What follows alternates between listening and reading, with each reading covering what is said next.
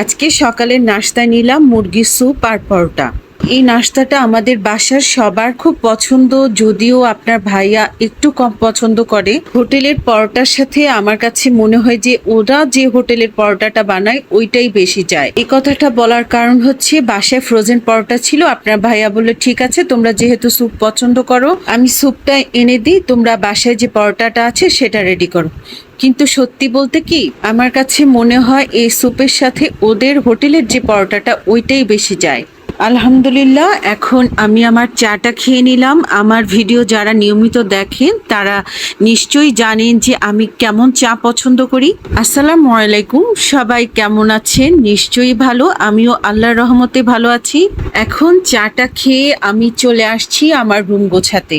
কোথায় যেন পড়েছিলাম, জীবনে ভালো দিন পেতে হলে অনেকগুলি খারাপ দিনের সাথে লড়াই করতে হয়। এই কথা কেন বলছি তাহলে আপনাদের সাথে বিস্তারিত শেয়ার করি। আমি তো বলবো আমার যখন বিয়ে হয়েছিল আপনার ভাইয়ার আর্থিক সঙ্গতি এখনকার চেয়ে অনেক ভালো ছিল, কিন্তু কি বলুন তো আমাদের সমাজে যখন কেউ একটু উন্নতির দিকে যায় আমার তো মনে হয় তার আশেপাশের মানুষ তাকে আরো 10 হাত পেছনে নিয়ে যায়। আমার তো তাই মনে হয়। আপনার ভাইয়াকে যতই বুঝাতাম এখন নিজের কথা একটু চিন্তা করো, নিজের ফ্যামিলির কথা চিন্তা করো, আপনার ভাইয়া হেসে উড়াই দিত। তো এই সমস্ত পরিস্থিতি মোকাবেলা আমাকেও করতে হয়েছে, অনেক বেশি সংগ্রাম করতে হয়েছে। এখন আপনাদের সাথে ছোট একটা জিনিস শেয়ার করছি।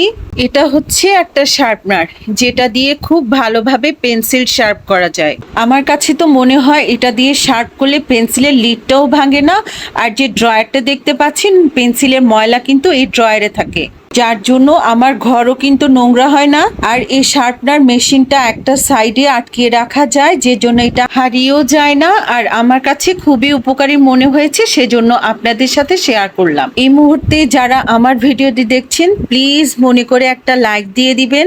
আমার কাছে মনে হয় আপনারা অনেকেই আমার ভিডিও দেখেন, কিন্তু কেন যেন লাইক কমেন্ট একটু কম করছেন। প্লিজ মনে করে একটা লাইক কমেন্ট করে দিবেন, ভালো লাগলে শেয়ার করে দিবেন। ঘর গুছিয়ে আমি চলে আসছি আমার রান্নাঘরে। তবে আজকে আর রান্না বান্না শেয়ার করছি না, তবে খাওয়ার রিভিউ দিতে কিন্তু আমার অনেক ভালো লাগে। আজকে না হয় সেটাই করব।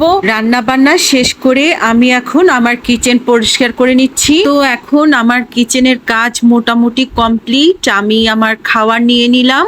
সত্যি বলতে অনেক ক্ষুধা লেগে গিয়েছে, রীতিমতো গা কাঁপা শুরু হয়েছে আমার। রান্নাগুলি আসলেই অনেক মজার ছিল, আপনাদের সাথে শেয়ার করলে মনে হয় যে আরো বেশি ভালো লাগতো, কারণ আজকে লতিটা অনেক মজার ছিল। আর সত্যি বলতে প্রত্যেকটা রান্নাই মজার ছিল। আর ওই যে বলেছিলাম জীবনে ভালো দিন পেতে হলে অনেকগুলি খারাপ দিনের সাথে যুদ্ধ করতে হয়, তবে সবকিছু মোকাবেলা করে আমরা যেন জয়ী হই। আজ এই পর্যন্তই, সবাই ভালো থাকবেন, আল্লাহ হাফেজ।